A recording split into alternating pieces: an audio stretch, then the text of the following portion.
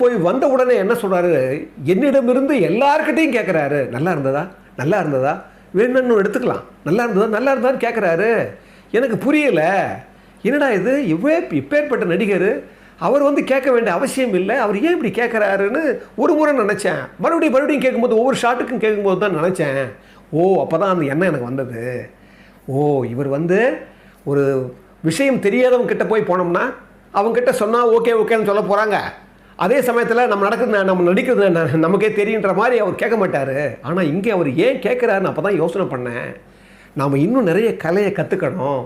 இந்த புது கலைஞர்கள்கிட்ட, இந்த வெற்றி பெற்ற கலைஞர்கிட்ட நாம் இன்னும் தெரிஞ்சுக்கணும், நிறைய தெரிஞ்சுக்கணும். ஒரு ஆர்வத்தோடு அவங்க என்ன பண்ணுறாங்கன்றது, அவங்க என்ன மாதிரி இருக்கிறாங்கன்றத நம்ம அவங்க கூட சேர்ந்து தான் அதை பண்ணிக்கணுன்ற ஒரு பெரிய ஆர்வம் உடைய நடிகராக தான் நான் அவரை பார்த்தேன். அசந்து போயிட்டேன்.